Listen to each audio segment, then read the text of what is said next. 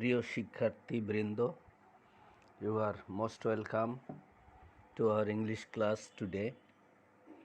Today I will discuss with you with a different item, and it is necessary for completing sentence. It is also necessary for changing sentence, and at the same time complete the sentence with clues in the bracket. For 3 or 4 items you will need this one. This is called proverb sentences. এই বিষয়গুলো তোমাদের প্রত্যেকেরই জানা দরকার। এমনকি তোমরা inter pass করে যখন উচ্চশিক্ষা প্রতিষ্ঠানের জন্য প্রস্তুতি গ্রহণ করবে, সেখানে ভর্তি পরীক্ষা দিতে হবে। সেই ভর্তি পরীক্ষাতেও এই প্রভার্ব সেন্টেন্সেস পরীক্ষায় সেট করে থাকে বিশ্ববিদ্যালয়ের স্যাররা। সেটা কিভাবে থাকে? যেমন অতি চালাকের গলায় দড়ি। তোমরা প্রথমেই দেখতে পাচ্ছ এই যে লাইনটা, এটা দেওয়া আছে too much cunning over reaches itself. এই সেন্টেন্সটাই 3 ভাবে বা 4 ভাবে দেয়া থাকবে, এ বি সি ডি। এখন সঠিক থাকবে একটা, তোমরা সেই একটার বৃত্ত পূরণ করবে। এটা বললাম বিশ্ববিদ্যালয় ভর্তি পরীক্ষার জন্য, শুধু ইন্টারমিডিয়েট পরীক্ষার জন্যই এটা প্রয়োজন নয়, বিশ্ববিদ্যালয় ভর্তি পরীক্ষার জন্যও এটা প্রয়োজন। কাজেই তোমরা এটা ভালোভাবে শিখবে। আর আমরা যখন অ্যাকচুয়ালি তোমাদের মতো স্টুডেন্ট ছিলাম, ইনফ্যাক্ট আমি যখন ক্লাস 8-এর স্টুডেন্ট ছিলাম, এরকম প্রায় 150-200 প্রভার্ব আমি মুখস্থ করেছিলাম। কাজেই তোমাদের সেই সময়টা চলে গেছে, এখনও সময় আছে। This is the high time you learn this item and you will be much more benefited for your SSC exam and also for your preparation for the higher educational institutions. তাহলে আমরা শুরু করে দিচ্ছি।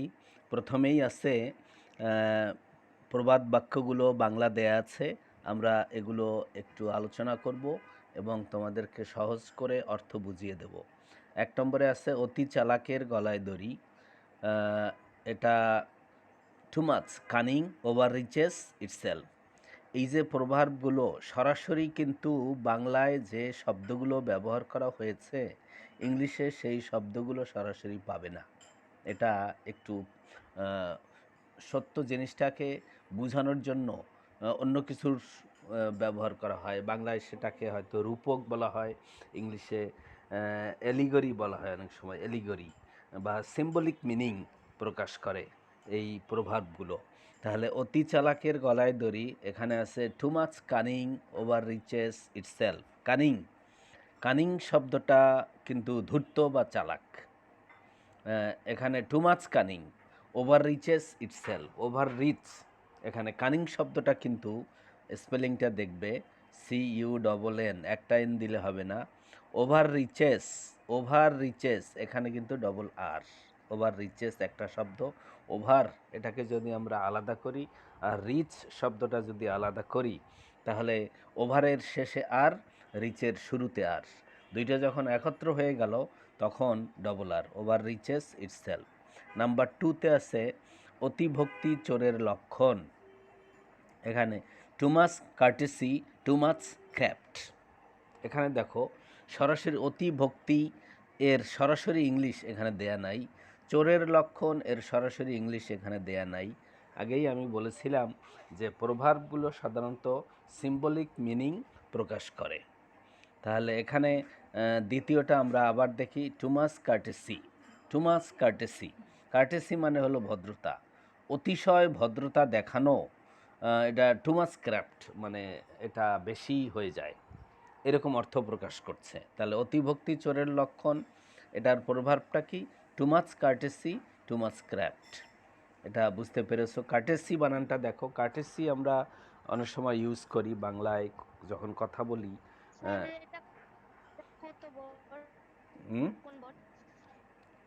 এটা এটা ইংলিশ সেকেন্ড পেপারের জন্য এটা প্রয়োজন হবে। ইংলিশ সেকেন্ড পেপারে তোমাদের কমপ্লিটিং সেন্টেন্স আছে, তুমি জানো? একটা সেন্টেন্সের অর্ধেক দেয়া থাকে, বাকি অর্ধেক তোমাদের লিখতে হয়, আছে এটা? জি স্যার। আচ্ছা, তারপরে আছে তোমাদের use of preposition. Use of preposition, সেই প্রিপোজিশনের ক্ষেত্রেও এগুলোতে দেখা যায় আছে। যেমন 4 নম্বর সেন্টেন্সটা দেখো, প্রাইড গোজ বিফোর ফল। প্রাইড গোজ বিফোর, এখানে বিফোরের জায়গায় ড্যাশ থাকলো। তাহলে অরিজিনাল যে প্রভার্বটা সেটা লেখা আছে প্রাইড গোয়েথ বিফোর ফল। বিফোর ফল মানে অহংকার অতি দর্পে হত লঙ্কা। এটাকে আমরা যদি সহজ বাংলা বলি তাহলে হবে অহংকার পতনের মূল। আচ্ছা, আমরা একটা একটা করে ব্যাখ্যা করতেছিলাম। নাম্বার 2তে চলে আসছি, অতিভক্তি চোরের লক্ষণ। Too much courtesy, too much craft. এটা তোমাদের কমপ্লিটিং সেন্টেন্সের জন্য প্রয়োজন হবে, কমপ্লিটিং সেন্টেন্স। এই তাছাড়াও কখনো কখনো দেখা যায় ট্রান্সফরমেশন অফ সেন্টেন্সে দেখা যায় যে অ্যাফার্মেটিভ করো অথবা নেগেটিভ করো, সেখানেও এটা প্রয়োজন হবে। আবার ইউজ অফ প্রিপোজিশন, সেখানেও এটা প্রয়োজন হবে। কাজেই এটা জানা থাকলে তোমাদের অনেক কাজে আসবে। আচ্ছা, আমরা 3 নম্বরে চলে আসছি, অতি লোভে তাতি নষ্ট। গ্রাস অল লুজ অল। গ্রাস অল এটা কিন্তু তোমাদের আছে আর কি, তোমাদের 9-10-এও এটা ছিল, এখন ইন্টারমিডিয়েটেও আছে। গ্রাস অল লুজ অল, অতি লোভে তাতি নষ্ট। গ্রাস অল এটা লিখে তারপরে ডট ডট ডট ডট দিয়ে দিল, ড্যাশ দিয়ে দিল। গ্রাস অল লুজ অল, এগুলো কিন্তু তোমাদের মুখস্থ করতে হবে। আচ্ছা, তারপর 4 নম্বরে চলে আসো, অহংকার পতনের মূল। 4 নম্বরেরটা তোমরা খাতায় লিখো। এটা আমাদের সাধারণত লোকাল প্রচলিত বাংলাটা হচ্ছে অহংকার পতনের মূল। সবাই লিখো 4 নম্বরের বাংলাটা, অবলিক দিয়ে লিখে রাখো, অহংকার পতনের মূল। এটা তোমাদের মধ্যে যারা মুসলিম তারা জানো, মুসলিম ধর্মেও আছে অহংকার। অহংকার মানুষের সমস্ত পুণ্যকে নষ্ট করে দেয়। মানুষ সারা জীবন ধরে যে পুণ্য অর্জন করে, আর যদি সে অহংকার করে তাহলে সেই একটা অহংকার তার সমস্ত পুণ্যকে ধ্বংস করে দেয়। তাহলে অতি দর্পে হত লঙ্কা, প্রাইড গোয়েথ বিফোর ফল, অথবা প্রাইড গোজ বিফোর ফল, তাও হয় কিন্তু প্রাইড গোজ বিফোর ফল। তাহলে এখানে আছে প্রাইড গোয়েথ বিফোর আ ফল, অতি দর্পে হত লঙ্কা। এটার 4 নম্বরেরটার সহজ বাংলা লিখেছো কি বলো দুই একজনে? 4 নম্বরের সহজ বাংলা হচ্ছে অহংকার পতনের মূল। Good, thank you. তারপরে 5 নম্বরে চলে আসো, অনেক সন্ন্যাসীতে গাজন নষ্ট। অনেক সন্ন্যাসীতে গাজন নষ্ট। হ্যাঁ হ্যাঁ হ্যাঁ হ্যাঁ, অনেক সন্ন্যাসীতে একটা কাজ করতে গিয়ে যদি দেখা যায় অনেকজন মানুষ জুটে যায়, 10 জন জুটে গেল, এক একজনে এক একটা বুদ্ধি দিল যে এভাবে করব, আমরা এভাবে করব, আর একজন এসে বললো যে না ওভাবে না এভাবে করব। আবার তোমাদের 3জনকে বাদ দিয়ে আরেকজন এসে বললো যে না তোমরা 3জন যা বলেছো ওভাবে হবে না, আমরা অন্যভাবে করব। এই যে অনেক সন্ন্যাসী যদি থাকে তাহলে দেখা যায় সে কাজটাই হবে না। তাহলে too many cooks spoil the broth, মানে একটা এটার বাংলাটা এমন দাঁড়াচ্ছে যে একটা তরকারি রান্না করতে গিয়ে দেখা যায় 4-5 জন এসে জুটলো, এক একজনে এক একটা বুদ্ধি দিল। আসলে দেখা যায় সেই 4-5 জনের মতামত নিতে গিয়ে ওই তরকারিটা আর খাওয়াই যাবে না। তাহলে অতি সন্ন্যাসীতে গাজন নষ্ট। টু মেনি কুকস, কুকস মানে বাবুর্চি, বেশি যদি বাবুর্চি হয়ে যায়, তোমরা টেলিভিশনে রান্নার অনুষ্ঠান দেখবা, বাবুর্চি থাকে একজন, হেড বাবুর্চি একজন, তার মানে হলো শেফ থাকে একজন। এখন যদি শেফ 4-5 জন থাকে, এক একজনে বলবে যে এটায় আদা বেশি লাগবে, আর একজনে বলবে লবণ বেশি লাগবে, আর একজনে বলবে না লবণ কম, আর একজনে বলবে যে মরিচ বেশি। তো দেখা যায় প্রত্যেকের কথা যদি শুনতে হয় সেই জিনিসটা আর খাওয়া যাবে না। সেটাকেই প্রভাব হিসাবে বলা হয়েছে অতি সন্ন্যাসীতে গাজন নষ্ট। Too much cooks spoil the ব্রুথ। এটা কিন্তু মোস্ট ইম্পর্টেন্ট, এটা বিশ্ববিদ্যালয়ে ভর্তি পরীক্ষায় আসে। আচ্ছা, আমরা 6 নম্বরে চলে আসছি, এটা আমাদের অতি পরিচিত, অতি পরিচিত। এটাও কিন্তু বোর্ডের পরীক্ষায় আসে। অভাবে স্বভাব নষ্ট, নেসেসিটি নোজ নো ল। দেখো, অভাব, স্বভাব, নষ্ট, এই তিনটে শব্দের কোনোটাই কিন্তু এখানে নাই। তো এর নামই হলো প্রভাব। মানে বাংলায় যে শব্দগুলো দেয়া আছে তার কোনোটিকে না বুঝিয়ে এটা এলিগরিক্যাল মিনিং বা রূপক অর্থ প্রকাশ করে। তাহলে অতি অভাবে স্বভাব নষ্ট, এটার প্রভাব হচ্ছে necessity knows no law. Necessity knows no law, প্রয়োজন। এটাকে যদি তুমি সরাসরি বাংলা করো তাহলে বলা হয় প্রয়োজন কোনো আইন মানে না। নেসেসিটি নোজ নো ল, তার মানে অভাবে স্বভাব নষ্ট, নেসেসিটি নোজ নো ল। এটা আমরা পেরেছি। হ্যাঁ, নেসেসিটি নোজ নো ল, এটা মোস্ট ইম্পর্টেন্ট। 7 নম্বরে অল্পবিদ্যা ভয়ঙ্করী, এটা সবাই জানো। এটা একদম ক্লাস 8 থেকে তোমরা জেনে আসছো। এটা তোমাদের কী হিসাবে আসতো? Completing sentence, a little learning is a, তারপরে ড্যাশ। তাহলে এ লিটল লার্নিং ইজ, তারপরে ড্যাশ, তাহলে এ ডেঞ্জারাস থিং এই হিসাবে আসতো। A little learning is a dangerous thing, অল্পবিদ্যা ভয়ঙ্করী। এখনই মুখস্থ করে ফেলা যায় এটা। আমরা দেখা যায় একটা প্রভার 3-4 বার করে বলতেছি। অল্পবিদ্যা ভয়ঙ্করী, a little learning is a dangerous thing. আচ্ছা, 8 নম্বরে চলে আসছি। অরণ্যে রোদন, এটা বাংলায় তোমরা শিখে আসছো। বাগধারা, বাগধারা তোমরা পড়েছো, যেমন বালির বাঁধ, অরণ্যে রোদন। তারপরে কি, হ্যাঁ, সেই আকাশ কুসুম, কল্পনা, এরকম অনেক আছে বাংলায় বাগধারা। ঠিক সেরকম অরণ্যে রোদন, crying in the wilderness, crying in the wilderness. অরণ্য রোদন হচ্ছে crying in the wilderness. Wild, wild মানে বন, ক্রাইং ইন দ্য ওয়াইল্ডারনেস এর। আচ্ছা, পরবর্তী লাইনে যাও। ক্রাইং ইন দ্য ওয়াইল্ডারনেস, অল্পবিদ্যা ভয়ঙ্করী, আমরা এটা পেলাম নাম্বার 7-এ। নেক্সট 8, না 8-এ পেলাম ক্রাইং ইন দ্য ওয়াইল্ডারনেস। 9-এ হচ্ছে আষাঢ়ের তর্জন গর্জন। আষাঢ়ের তর্জন গর্জন জিনিসটা কি? এটাকে আমরা সেই লোকাল ল্যাঙ্গুয়েজে বলি যে ভাঙ্গা কলস, ওয়ালাইকুম ইসলাম, ভাঙ্গা কলস বাজে বেশি। এরকম একটা কথা তোমরা শুনেছো? ভাঙ্গা কলস বাজে বেশি, তার মানে যেটার মধ্যে কোনো কিছু নাই সেটা শব্দ করে বেশি। আবার গ্রামের মানুষ একটা কথা বলে, যে কুকুর ঘেউ ঘেউ বেশি করে সে কামড়ায় না। হ্যাঁ, খুব বেশি ঘেউ ঘেউ করে, রাস্তাঘাটে তোমরা অনেক কুকুর দেখবে, যে কুকুরটা বেশি ঘেউ ঘেউ করে সে কিন্তু কামড়ায় না। আবার এখানে কখনো কখনো দেখা যায় আকাশে মেঘ করেছে, দেখা যায় বৃষ্টি হয় না। তাহলে এখানে এটা ভাঙ্গা কলস বা খালি কলস বাজে বেশি। খালি কলসের উপরে একটু হাত দিয়ে টোকা দিয়ে দেখবা বড় বড় শব্দ হয়। আর পানি ভর্তি কলস, সেটার উপরে টোকা দিলে শব্দ খুব কম হয়।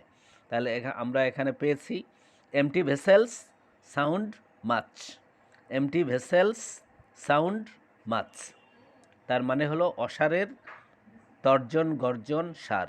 এটাকে লোকাল ল্যাঙ্গুয়েজে কি বলা হয় বাংলা লিখে রাখো, খালি কলস বাজে বেশি।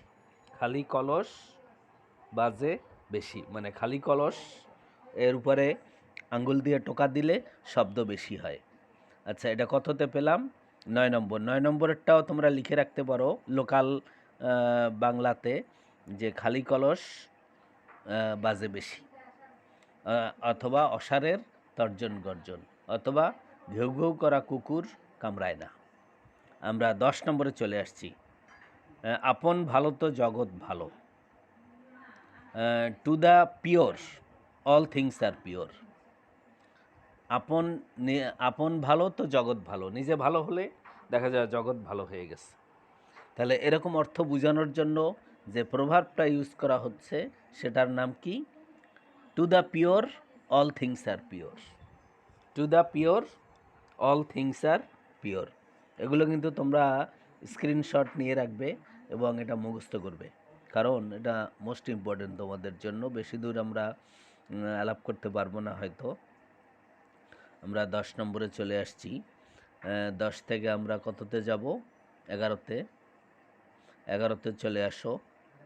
ইতিমধ্যে আমাদের কিন্তু 15 মিনিট হয়ে গেছে 40 মিনিটের মধ্যে। আচ্ছা, 11তে দেখো, আকাশ কুসুম কল্পনা করা বা আকাশ কুসুম চিন্তা করা, এটাও বাংলায় ছিল। আকাশ কুসুম চিন্তা করা বা আকাশ কুসুম কল্পনা করা। এর প্রবাদ বাক্য ইংলিশে হচ্ছে to build castles in the air. To build castles in the air. এখন তুমি যদি বলো যে to build castles in the air, এর সরাসরি শাব্দিক অর্থ কী? শাব্দিক অর্থ ধরে কিন্তু প্রবাদ বাক্য বা প্রভাব হয় না। আর শাব্দিক অর্থ যদি ধরো তাহলে এটা কি দাঁড়ায়? টু বিল্ড মানে নির্মাণ করা, ক্যাসেলস মানে দুর্গ, ইন দ্য এয়ার মানে আকাশে। আকাশে দুর্গ নির্মাণ করা। আকাশে দুর্গ নির্মাণ করা যেমন সম্ভব নয়, ঠিক তদ্রূপ আকাশ কুসুম চিন্তা করাও মানে নিষ্ফল, এতে কোনো লাভ হয় না। তাহলে এটা শিখে রাখতে হবে, to build castles in the air. Castle শব্দের অর্থ কিন্তু দুর্গ। To build castles in the air. আমরা 12তে চলে আসছি। আপনি বাঁচলে বাপের নাম। আপনি বাঁচলে বাপের নাম, অথবা চাচা আপন প্রাণ বাঁচা, এরকম একটা কথা সমাজে প্রচলিত আছে। Self preservation is the first law of nature. দারুণ কথা কিন্তু। Self preservation is the first law of nature. তাহলে বাংলার সাথে ইংলিশের মিনিংয়ে পার্থক্যটা কি দেখো। আপনি বাঁচলে নিজের নাম, অথবা নিজে বাঁচলে বাপের নাম। নিজে বাঁচলে বাপের নাম, তার মানে self preservation is the first law of nature. আগে তোমার নিজেকে সেভ করতে হবে, নিজে বাঁচতে হবে, তারপরে অন্য কাজ। তাকে বলা হয় সেলফ প্রিজার্ভেশন। নিজেকে প্রিজার্ভ করতে হবে আগে। তুমি যেখানেই যাচ্ছ, অন্য মানুষকে সেভ করার পূর্বে নিজেকে সেভ রাখতে হবে আগে। এটাই হলো ল অফ নেচার, প্রকৃতির নিয়ম। আচ্ছা, পরের লাইনে যাও। 13তে চলে আসছি। আয় বুঝে ব্যয় করো। এটাও তোমরা দেখা যায় স্টোরি রাইটিং তোমাদের কিন্তু আছে, তোমরা জানো কেউ? স্টোরি রাইটিং ইংলিশ সেকেন্ড পেপারে ওই স্টোরি, হ্যাঁ আচ্ছা, তাহলে সেই স্টোরি রাইটিং লিখতে গিয়া কিন্তু একটা ফার্স্ট পেপারে, আচ্ছা যাই হোক, ফার্স্ট পেপারে হোক আর সেকেন্ড পেপারে হোক, স্টোরি রাইটিং লিখতে গিয়ে কিন্তু একটা টাইটেল দিতে হয়, জানো এটা? এই যে গল্পটা পড়ে তুমি কি শিখলে?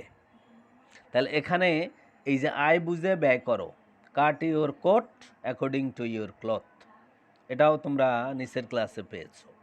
আয় বুঝে ব্যয় করো, cut your coat according to your cloth. ঠিক আছে? কোনো কিছু বানাতে গিয়া তোমার কাপড় কতটুকু সেই চিন্তা কিন্তু আগে করতে হবে।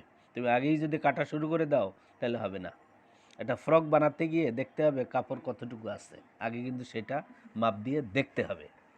তুমি যদি আগে মাপ দিয়ে না দেখে কাটা শুরু করে দাও, টেইলরের দোকানে সে আগে মাপ দিয়ে দেখবে কতটুকু আছে, তারপরে কিন্তু কাপড়টা সে কাটা শুরু করবে। তাহলে এখানে ইংলিশের ওয়ার্ড বাই ওয়ার্ড মিনিং ধরলে সেরকম দাঁড়ায়, কিন্তু প্রভাব তো আর সেরকম না। প্রভাব হলো, আগেই বলেছি, এলিগরিক্যাল বা সিম্বলিক মিনিং। তাহলে আয় বুঝে ব্যয় করো, এটা কি হবে? Cut your coat according to your cloth. এরপরে 14 নম্বরে, ইচ্ছা থাকিলে উপায় হয়, এটাও তোমরা সবাই জানো। এটা মোস্ট ইম্পর্টেন্ট, এটা বিভিন্ন বোর্ডে আসছে। কী হিসাবে আসছে? Completing sentence.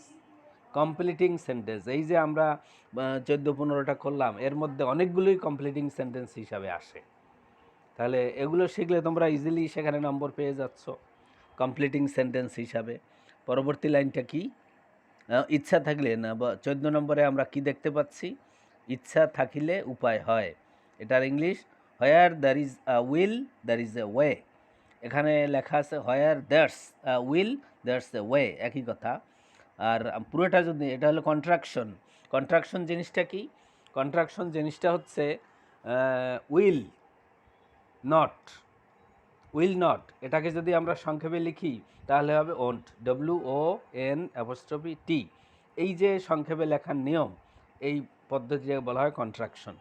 তাহলে এখানে where there is a will there is a way, কত নম্বর? 14 নম্বর। ইচ্ছা থাকিলে উপায় হয়, এটা খুবই ইম্পর্ট্যান্ট।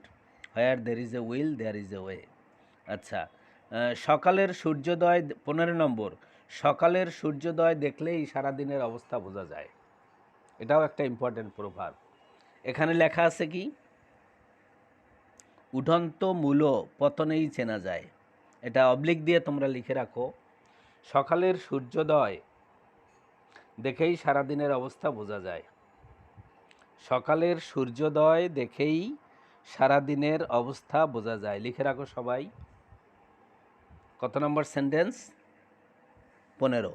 সকালের সূর্যোদয়, আমাদের লোকাল ল্যাঙ্গুয়েজে এটা, সকালের সূর্যোদয় দেখলেই সারাদিনের অবস্থা বোঝা যায়। এখানে আছে উঠন্ত মূল পতনেই চেনা যায় বা পত্তনেই চেনা যায়। মর্নিং শোজ দ্য ডে, ইংলিশটা কিন্তু সোজা, দেখো বাংলার চেয়ে ইংলিশটা অনেক সোজা। Morning shows the day, morning shows the day. যেমন এটাকে আমরা অন্যভাবে বলি, first impression is the best impression. এটাকে অন্যভাবে বলা যায়, first impression is the right impression অথবা ইজ দ্য বেস্ট ইমপ্রেশন। আচ্ছা, এখানে আছে কি? মর্নিং শোজ দ্য ডে, এটাই বেশি প্রচলিত, মর্নিং শোজ দ্য ডে। আমরা 20 পর্যন্ত যেতে পারবো কিনা সন্দেহ। Morning shows the day. আচ্ছা, এরপরে আছে উদর পিণ্ডি বুদর ঘাড়ে, উদর পিণ্ডি বুদর ঘাড়ে। One doth doth the scathe, another hath the score. উদরপিণ্ডি বুদর ঘাড়ে, তার মানে নিজে একটা অন্যের ঘাড়ে চাপিয়ে দেওয়া। আচ্ছা, পরবর্তী লাইনে যাও, এটাই আমরা আরেকবার দেখি কি আছে। One dot the scathe, another hath the score. একজনে দেখা যায় যে খেলার মধ্যে দেখবা একজনে সারা মাঠ জুড়ে বলটা তৈরি করে নিয়ে আসলো, কিন্তু শেষ পর্যন্ত গোল দিয়ে দিল আরেকজনে। অথচ ক্রেডিটটা কার? যে বলটা তৈরি করে পুরো মাঠ ঘুরে ঘুরে অনেকগুলো প্লেয়ারের কাছ থেকে বলটা নিয়ে আসলো, গোলের কাছে এসে আরেকজন এসে গোল দিয়ে দিল। আচ্ছা, এটাকে বলা হয় one dot the scathe, another hath the score. 17 নম্বরে চলে আসো। বানরের গলায় মুক্তার মালা অথবা উলুবনে মুক্তা ছড়ানো। বানরের গলায় মুক্তার মালা, এটাও কিন্তু সমাজে একটা প্রচলিত প্রভাব। বানরের গলায় মুক্তার মালা অথবা উলুবনে মুক্ত ছড়ানো। এর ইংলিশ হচ্ছে two caste pearls before swine. Two caste pearls, pearls মানে মুক্তা, পার্ল PARL, পার্ল মানে মুক্তা। এটা দেখা যায় শাব্দিকভাবে কিছুটা মিল আছে। তাহলে এখানে আমরা কি দেখতে পাচ্ছি? Two caste pearls before swine. আমরা 20 পর্যন্ত করব আজকে, টাইম প্রায় শেষের দিকে আমরা চলে আসছি। আচ্ছা, এরপরে 18 নম্বরে চলে আসো। এক ঢিলে দুই পাখি মারা, এটাও খুবই ইম্পর্টেন্ট। এক ঢিলে দুই পাখি মারা, এটা অনেকে কথায় কথায় বলে। রদ দেখা কলা বেচা, মানে রদ দেখাও হলো, কলা বিক্রিও হলো। তাহলে এক ঢিলে দুই পাখি মারা, এক কাজ করতে গিয়ে দুই কাজ করে ফেলছে। তা এরকম অর্থ বোঝানোর জন্য কি ব্যবহার করা হয় ইংলিশে? To kill two birds with one stone. To kill two birds with one stone. আবার শোনো, to kill two birds with one stone, এক ঢিলে দুই পাখি মারা। আমরা কিন্তু টাইম প্রায় শেষের দিকে, আগেই বলেছি যে আমরা 40 মিনিটের পরে আমাদের অটোমেটিক স্টপ হয়ে যাবে। আচ্ছা, আমরা পরবর্তী লাইন দেখব। এটা সবাই বুঝতে পেরেছো। টু কিল টু বার্ডস, বাংলাটাও সোজা, ইংলিশটাও সোজা। এক ঢিলে দুই পাখি মারা অথবা রদ দেখা কলা বেচা। রদ দেখাও হলো, কলা বিক্রি করাও হলো। To kill two birds with one stone. 19 নম্বরে এক মুখে দুই কথা বলা। এক মুখে দুই কথা বলা অথবা সুবিধাবাদী। সমাজে দেখা যায় কিছু সুবিধাবাদী লোকজন আছে, তারা একই মুখে হ্যাঁ অনেক ধরনের কথা বলে আর কি। সকালে একটা বলে, বিকালে আর একটা বলে। To blow hot and cold in the same breath. To blow hot and cold. To blow what hot and cold in the same breath. To blow hot and cold in the same breath. একই breath, breath মানে নিঃশ্বাস। To blow hot and cold in the same breath. এর এর এক মুখে দুই কথা বলা। আবার শোনো, to blow hot and cold in the same breath, তার মানে এক মুখে দুই কথা বলা। এক মুখে দুই কথা বলা, to blow hot and cold in the same breath, in the same breath. আচ্ছা, আমরা পরবর্তী এটায় চলে আসছি। এটা হচ্ছে 20 নম্বর। 20 নম্বরটাও সোজা। এক হাতে তালি বাজে না। এক হাতে তালি বাজে না। কথাটা কীরকম দেখো, এক হাত দিয়ে কিন্তু তালি বাজানো যায় না। তালি বাজাতে হলে দুইজন লাগে, কথা বলতে হলে দুইজন লাগে, একজনে কথা বলা যায় না। আবার ঝগড়া শুরু হয়ে গেল, দুইজনের মধ্যে তর্ক বিতর্ক শুরু হয়ে গেল। তর্ক বিতর্ক শুরু করতে হলে কিন্তু দুইজন লাগে, একজনে তর্ক বিতর্ক শুরু হয় না, শুরু করা যায় না। ঠিক তদ্রূপ 20 নম্বরে হলো এক হাতে তালি বাজে না। It takes two to make a quarrel. It takes two to make a quarrel. Quarrel শব্দের অর্থ ঝগড়া। তাহলে এখানে ঝগড়া করতে দুইজন লাগে। তোমরা সরাসরি, আমাদের টাইম কিন্তু প্রায় শেষ। আচ্ছা, তো এখানে কি দেখতে পাচ্ছি, it takes two to make a quarrel. Quarrel শব্দের অর্থ ঝগড়া। তাহলে সরাসরি যদি বলো যে স্যার এটার সরাসরি বাংলা কি, সরাসরি বাংলা হচ্ছে ঝগড়া করতে দুইজন লাগে। It takes two to make a quarrel. তারপরে আমরা আরও দেখি, দুই একটা দেখতে পারি বোধ হয়। It takes two to make a quarrel. 21 নম্বরে দেখো, এক মাঘে শীত যায় না। এটাও প্রচলিত। Once once swallow does not make a summer. One swallow, এখানে one swallow does not make a summer. এক মাঘে শীত যায় না। One swallow does not make a summer. One swallow does not make a summer. One swallow, এসটা কিন্তু একটু দূরে চলে আসছে। ওয়ানের পরে অ্যাপোস্ট্রফি না, অ্যাপোস্ট্রফি হবে না। SWA একসাথে, একটু ওখানে প্রিন্টিং মিস্টেক হয়েছে 21 নম্বরে। ওয়ান সোয়ালো ডাজ নট, আবার শোনো, one swallow does not make a summer, তার মানে এক মাঘে শীত যায় না। আমরা পরবর্তী লাইনে যাব 22 নম্বরে।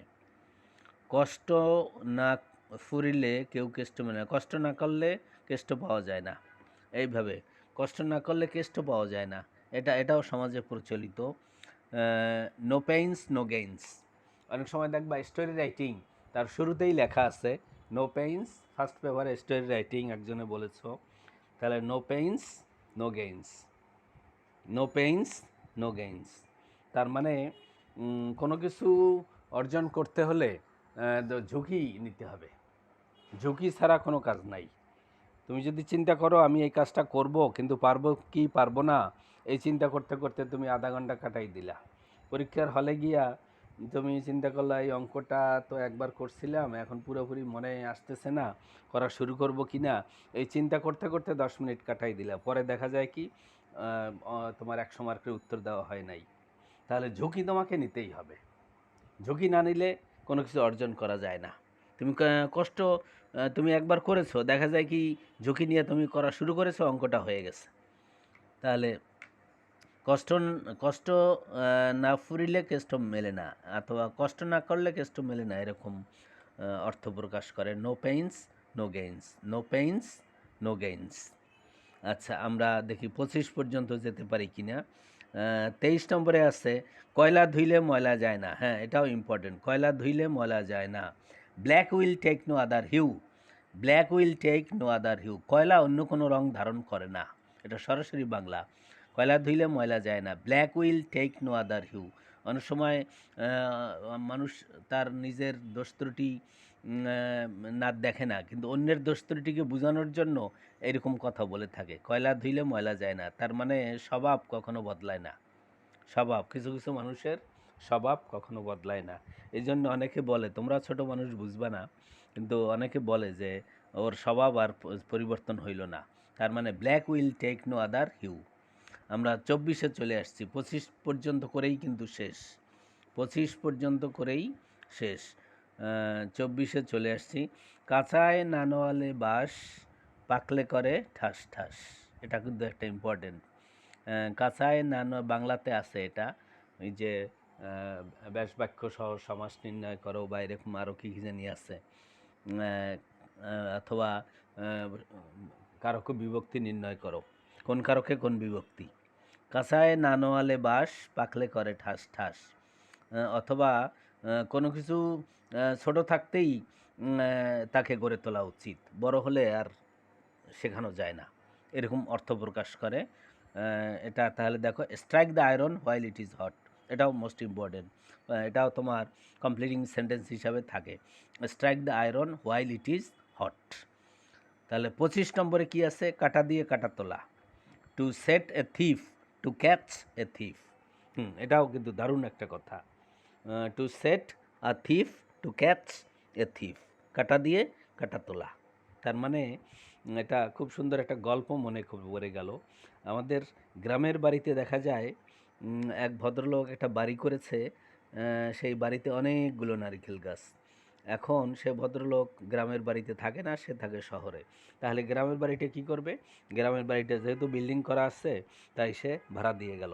কিন্তু ওই যে নারিকেল গাছের নারিকেল সে আর পায় না, কারণ পাশের বাড়িতে চোর থাকতো। এখন চোরকে যদি কেউ চোর বলে, তাহলে সে খুব রেগে যায় এবং তার সাথে প্রচণ্ডভাবে মারামারি শুরু হয়ে যাবে। তাই এখন একটা ভদ্রলোক তার সাথে যদি প্রচণ্ড তর্ক বিতর্কে যায়, এটা শোভা পায় না। তাই সে কী করলো?